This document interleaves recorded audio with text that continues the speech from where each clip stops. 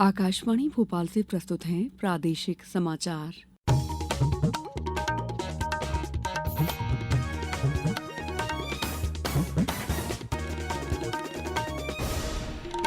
नमस्कार, समाचारों के साथ मैं दीपा सिंह। सबसे पहले मुख्य समाचार। मुख्यमंत्री डॉक्टर मोहन यादव आज भोपाल में एमएसएमई सम्मेलन में होंगे शामिल। सिंगल क्लिक के माध्यम से 700 से अधिक इकाइयों को 200 करोड़ की अनुदान राशि का करेंगे वितरण। केंद्रीय गृह मंत्री आज राजस्थान के दौरे पर 3 नए आपराधिक कानून लागू होने के 1 वर्ष पूरे होने पर आयोजित कार्यक्रम में लेंगे हिस्सा। मुख्यमंत्री डॉक्टर मोहन यादव ने श्योपुर से लाडली बहना योजना की 29वीं किश्त की जारी। राज्य स्तरीय स्वच्छता समग्र समारोह कल भोपाल में होगा आयोजित। मुख्यमंत्री उत्कृष्ट कार्य करने वाले नगरीय निकायों को करेंगे सम्मानित। और प्रदेश में ठंडी हवाओं से मौसम में बढ़ी सर्दी। पूर्वी जिलों में अगले 4 दिनों तक हल्की बारिश की संभावना। अब समाचार विस्तार से। मुख्यमंत्री डॉक्टर मोहन यादव आज भोपाल में होने वाले एमएसएमई सम्मेलन 2025 में शामिल होंगे। सम्मेलन का उद्देश्य प्रदेश में सूक्ष्म, लघु और मध्यम उद्यमों के विकास के साथ स्टार्टअप इकोसिस्टम को सशक्त बनाना है। मुख्यमंत्री इस अवसर पर प्रदेश की 700 से अधिक एमएसएमई इकाइयों को सिंगल क्लिक के माध्यम से 200 करोड़ रुपए की अनुदान राशि अंतरित करेंगे।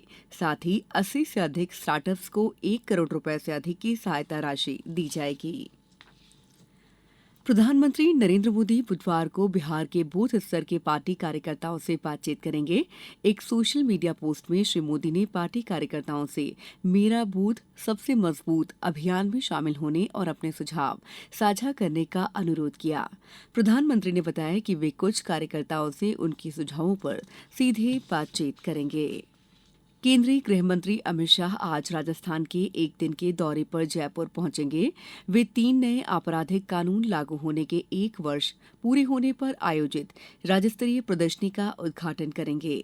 आज से प्रारंभ हो रही 6 दिन की इस प्रदर्शनी में इन कानूनों के प्रमुख प्रावधानों का उल्लेख होगा। श्री शाह जनसभा को भी संबोधित करेंगे। गृहमंत्री राइजिंग राजस्थान वैश्विक निवेश सम्मेलन 2024 के तहत प्राप्त 4 लाख करोड़ रुपए के समझौता ज्ञापनों के तहत आरंभ की जाने वाली परियोजनाओं के भूमि पूजन समारोह में भाग लेंगे। केंद्रीय कृषि मंत्री शिवराज सिंह चौहान कल विदिशा जिले के प्रवास पर रहे। उन्होंने जिले में आयोजित कई कार्यक्रमों में भाग लिया। मंत्री श्री चौहान ने भंडारी पैलेस में आयोजित लोकतंत्र सेनानी सम्मेलन में शामिल होकर देश के लोकतंत्र की रक्षा में योगदान देने वाले सेनानियों को सम्मानित किया। हमारे उन लोकतंत्र सेनानियों को सम्मानित किया गया यहाँ, जिन्होंने आपातकाल के काले दिनों में लोकतंत्र को बचाने के लिए निरंतर संघर्ष किया। जून 1975 में आपातकाल लगा दिया गया था और देश भर में हजारों लोगों को जेल भेज दिया गया था। मध्य प्रदेश में भी 8,500 से ज्यादा लोग जेलों में थे। अमानुषिक अत्याचार सहे, कई के परिवार तबाह हो गए, काम धंधे चौपट हो गए। उनका संघर्ष भारत के लोकतंत्र के इतिहास में स्वर्ण अक्षरों में लिखा जाएगा। प्रदेश की राजधानी भोपाल में आयोजित 3 दिवसीय मध्य प्रदेश ट्रैवल मार्ट 2025 का कल दूसरा दिन B2B बैठकों के लिए खास रहा। कुशाभाऊ ठाकरे सभागार और MVM ग्राउंड्स में देश विदेश के पर्यटन निवेशक, टूर ऑपरेटर, होटल प्रतिनिधि और ट्रैवल एजेंसियों ने हिस्सा लिया। ट्रैवल मार्ट का आज समापन होगा। प्रधानमंत्री नरेंद्र मोदी द्वारा घोषित और पिछले महीने की 22 तारीख से शुरू हुआ जीएसटी बचत उत्सव पूरे देश को लाभान्वित कर रहा है। हमारी संवाददाता ने बताया कि जीएसटी सुधारों से गोवा के विभिन्न उद्योगों को मजबूती मिलेगी। नए जीएसटी सुधार गोवा की अर्थव्यवस्था के लिए लाभदायक साबित हो रहे हैं, जिससे किसानों, कारीगरों, पर्यटन क्षेत्र से जुड़े लोगों और छोटे व्यवसायों को फायदा मिल रहा है। संशोधित जीएसटी कर ढांचे के तहत काजू उत्पादों पर लगने वाला कर 12% से घटाकर केवल 5% कर दिया गया है, जिससे खुदरा कीमतों में कमी आएगी। वहीं खोला मिर्च, हरमल मिर्च और आगस्मिन बैंगन जैसे जीआई टैग वाले उत्पादों पर अब 18% के बजाय केवल 5% जीएसटी टैक्स लगेगा, जिससे सॉस, अचार अचार और मसाला मिश्रण लगभग 11% सस्ते हो जाएंगे। गोवा का पर्यटन और आतिथ्य क्षेत्र भी इन सुधारों से लाभान्वित होगा। टेबलवेयर और नाश्ते की आपूर्ति जैसी वस्तुओं पर जीएसटी 18% से घटाकर 5% कर दिया गया है, जिससे उनकी कीमतों में लगभग 11% की कमी आएगी। इस कदम से फ्रोजन मछली, झींगा निर्यात और स्थानीय समुद्री खाद्य व्यापार की क्षमता भी बढ़ी है। ये जीएसटी सुधार मांग को बढ़ावा देने, आजीविका की सुरक्षा सुनिश्चित करने और त्योहारों के मौसम तथा उसके बाद भी गोवा के पर्यटन और लघु व्यवसायों की अर्थव्यवस्था को सशक्त बनाने के उद्देश्य से किए गए हैं। समर्थ के साथ नितिका गुप्ता, आकाशवाणी समाचार। प्रधानमंत्री सूक्ष्म खाद्य उद्यम उन्नयन योजना से महिला उद्यमी आत्मनिर्भर हो रही हैं और अधिक जानकारी दे रहे हैं हमारे संवाददाता।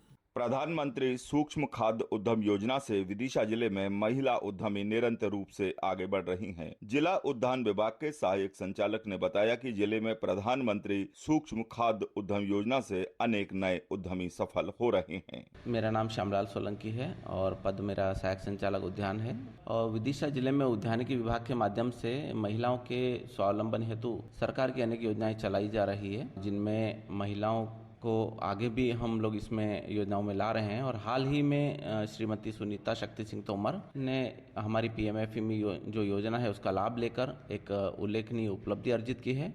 वहीं प्रधानमंत्री सूक्ष्म खाद्य उद्यम योजना से विदिशा विकास खंड के ग्राम सायर की महिला कृषक हितग्राही श्रीमती सुनीता तोमर ने लाभ लेकर अपनी कड़ी मेहनत और लगन से आत्मनिर्भरता की मिसाल पेश की है। मैं अपने ही गांव में प्रधानमंत्री की स्वरोजगार स्कीम के तहत 20 लाख का लोन लिया था। इस काम में चुनौतियां तो बहुत आई, जिसमें मार्केट की भी चुनौतियां थी, कर्मचारियों की भी चुनौतियां रहीं, लेकिन हर चुनौती का डटकर मुकाबला करते हुए आज मेरा आटा मार्केट में बहुत अच्छा चल रहा है। इसके लिए मैं प्रधानमंत्री नरेंद्र मोदी जी को बहुत धन्यवाद देती हूँ। आकाशवाणी समाचार के लिए मैं विदिशा से वेद प्रकाश शर्मा।